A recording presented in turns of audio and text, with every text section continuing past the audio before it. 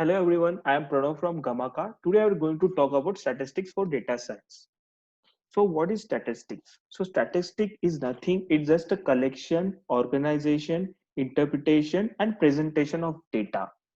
So in the data science, we are going to solve any problem. So that solving that problem, we are going to collect the data first, then we are going to organize that data in like some tabular format, then we are going to interpret that the data, or we are going to do some visualization. So to, so by doing visualization we are going to get some trend of that data, we are going to get the story of that data, and then we can do some analysis and presentation of data. So collectively all these things are known as statistics. Okay, so let's understand what is difference between statistics and machine learning. So in the statistics, we are going to have any business problem. So that can be any problem. For that problem, we are going to get the data. So for that data, we are going to do n numbers of things like organizing that data, collecting the data, organizing that data into some tabular form, and doing some analysis, visualizing the data to solve that problem. So that is nothing but statistics. This is statistics. But in the machine learning, we are going to get the data. For that data, we are going to find out the solution using the machine learning. So that's the main difference between statistics and machine learning. So like as I said, in the data science, we are going to solve the problem. So that problem can be anything: business problem, industrial problem. So for solving that problem, we are going to get the data. So when we are going to get the data, that time the statistic is going to come into the picture.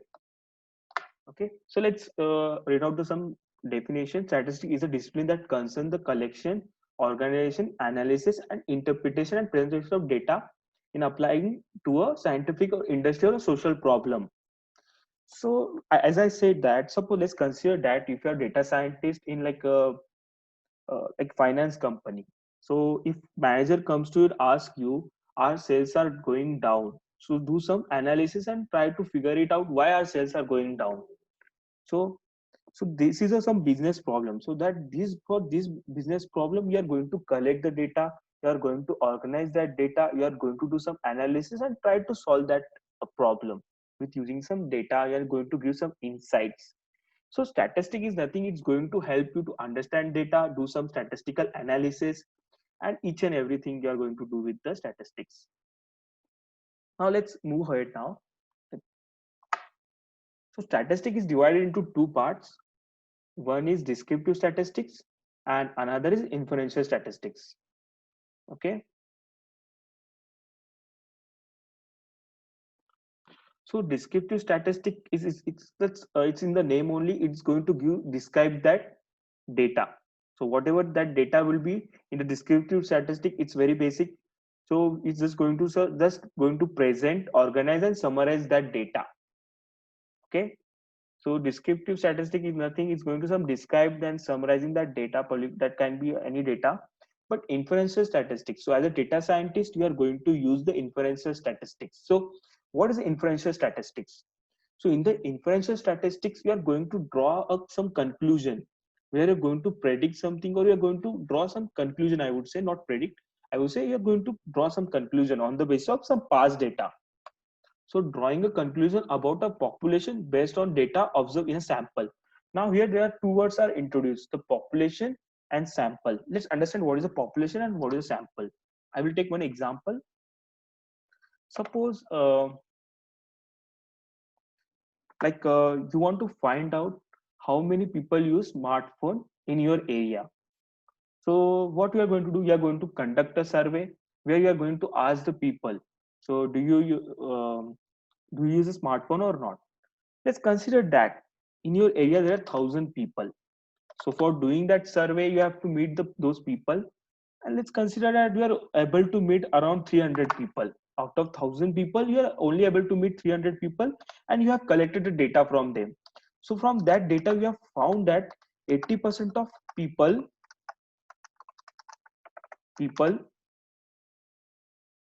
use smartphone. Okay, But practically it's not possible to meet each and every person because some may be out of town, some may be gone to the job. So practically it's not possible to meet each and every people. So 1000 is the whole population and 300 is a sample. So sample is nothing the part of population for which we are able to get the data. So why we are going for this population and sample? Like in the 90% of time, 90% of time you are not going to get the whole data. You are just going to get the part of that data. So that is nothing but just a sample. So practically it's not possible to get the whole data. So we are going to talk in terms of sample. So by using that sample, we are going to conclude something. We are going to draw some conclusion on the population data. So that is nothing, just inferential statistics. So what I've done, I have found that 80% of people use smartphone from these 300 people.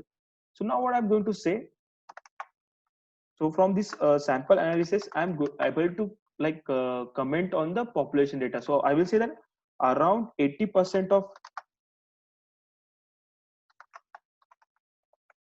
people use smartphone in my area. But I have not gone through these 1,000 people. I have not made them. I have not like gone through each and every data, but I have only gone through 300 of data, from which I am what I'm doing from the samples data. I'm making some conclusion on the population data. So that is nothing but the inferential statistics. So simply it is a inferential statistics. So let's read out the definition now. So I already said drawing a conclusion about a population based on a data observed in a sample. Now let's move ahead. So this is some basic difference between descriptive statistics and inferential. So descriptive is nothing I organizing, summarizing data using number and graphs, data summary, bar graphs, histograms, doing some basic visualization, measure of central tendency, measure of variability. So in the inferential, we are going to draw some conclusion. Here we are going to just do some basic things, just plot and find out mean mode in. But here we are going to comment. Here we are going to say something about the data. We are going to conclude something. So that is what is inferential statistics. So this is just a terminology. So this is like population and sample. So as I said that the part of population, some random part of population is called as sample. So population is like somewhat tricky because in each and every scenario it's going to change. Let's say if I say that I have scored good marks in the 10th standard, so in this case the population can be 10th class student of my class, or it can be 10th class student of my whole city, or it can be 10th class student of whole of my state. So population is going to change within the it's going to change with the scenarios. But that's why we are going to take sample into consideration, because sometimes it's not possible to find out the whole population, but it is easy to get some sample. So let's understand. So I will say you one example. If suppose a government want to make some it want to distribute some grains to the poor people. Okay, so they are just want to create some scheme where they have to give out the grains to the poor people. But practically it's not possible to get the whole data, like how many poor people are there in our whole state, in this city. Like it's not possible. So what they are going to do, they are able to collect some sample data. So they are going to collect some data, and from that data they are going to make some conclusion how much amount of grain will be required in this city or in this state. So that's what they are going to do. They are not going to get the whole data, how many. They are not going to get the exact number, but they are going to get the sample data, but they are going to make some decision on the basis of that sample data on the population. So they will decide how much amount of grain would be required in that particular area, so on the basis of that sample. So this is what we are going to do. So let's now I would say that the statistics variables are divided into two parts, so categorical and numerical. So numerical is nothing. It's whenever the data is going to have a number, that type of data is called as numerical. And whenever there will be a non-number data type, like non-numerical data, it's going to call as categorical. So categorical is going to have some groups, okay, and numerical is obviously it's going to have some numbers, okay. So we are going to see each and everything. This is nominal, ordinal, interval ratio. We are going to see in the next slides. Now let's look at some examples of categorical data. So categorical data represent groups or categories. Example, car brands. So car brands can be like Audi, BMW, and Mercedes. So what we are going to do, we can just classify those cars in, it can be Audi, or it can be BMW, or it can be Mercedes. Okay, and answer to yes or no question, it will be yes or it will be no. So we can just classify that question. It will be answer is yes or answer is no. This is type of data is called as categorical data. Now let's see two types of numerical data. So one is discrete and another one is continuous. So let's take example of discrete data. If I ask you how many how many people are watching this video, so it will be always, the number will be always in the whole number, I would say. So if I like, it will be 1,000 people are watching, 10 people are watching, but it won't be like it can't be 10.5 people are watching, 1.2 people are watching. So we are not going to take point values into the consideration. So discrete data is going to always going to have whole data, whole numbers. So that type of data is called as discrete data. Okay, so continuous is it's opposite of that. So whenever there is like point numbers, so continuous data is going to have the point numbers as well. Okay, so if I ask you what is your weight, it can be like 70.5 kg. We are also going to talk in terms of point values, float values. So that type of data is called as continuous. But like discrete, it's going to have some fixed number. So I would say that, so how many whole numbers are there between 1 to 100? So we know that it's going to be some finite number. But in the case of continuous, there can be infinite numbers between 1 to 100. So that can be 10.55599, and so that can be going to go, that will go to the infinite. So that's the main difference between discrete and continuous. So let's take some example of discrete data. The number of student in a class, yeah, it's going to be always will be a discrete data, because we can't have a half student, so we won't be going in the point values. The result of rolling two dice, so when you are going to add two whole number, we are going to get a whole number. So that is also a discrete data. 2 3 4 5 6 7, that is whole is a discrete data. Oh, let's click continuous data. So continuous data, person's height, person's weight, like dog's weight, length of a leaf. Whenever we are going to have some point value or some like fractions or some like, there will be no discrete value. So that type of data is called as continuous data. Okay. So if I ask you, age is continuous data or discrete data, just pause this video and comment down. Okay. So many people might have said that it's a continuous data. Some of them have said that it's discrete data. See, it's going to be depend on the data. If I'm talking like age in the years, so if I'm talking age in the years, that will be a discrete data. If I'm talking the exact age of the person, so when I'm going to take consider each and everything, day, time, and like a year, so that will be a continuous data. If I ask you like what is your age, you are always going to say me in the years. You're not going to say me exact age. So you are not going to say like I'm 22 years, I am like 6 months 3 days and 2 hours old. Okay, so it's going to be dependent on the data we have got. So you can't just comment that this is a continuous data or this is a discrete data. You have to see the data, it's in which format, then you can comment. If age is in this only given in the years, that will be a discrete data. If you exact age of a person is given, that will be a continuous data. So that's what we have to do. We have to see the data first, then you have to comment. So level of measurement. So I would say that now the data can be divided on the basis of measurement.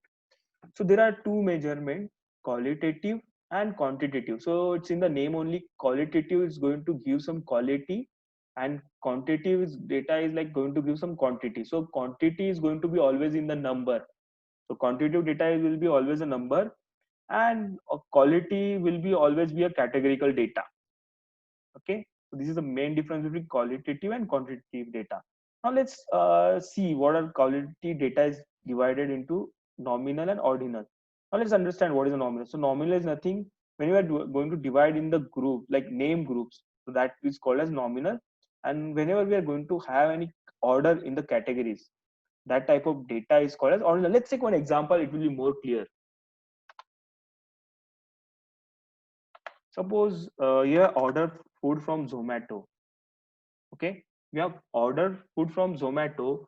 So they are going to ask you how was your experience. Okay, so after delivery, they are always ask you like how was your experience.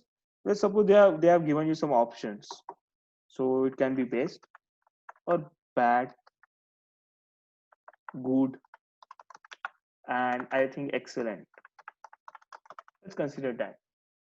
But this type of data I'm able to sort. So I know like bad is going to come first. So I'm able to sort this type of data. So this type of data where I'm able to do some sorting, that type of data is called as ordinal data. So bad, after bad, I think good will come. Okay. Sorry.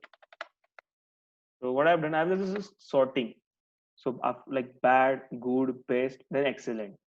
So whenever there is a sorting possible in the categorical data, that type of data is called as ordinal data. Okay. So this is the ordinal data.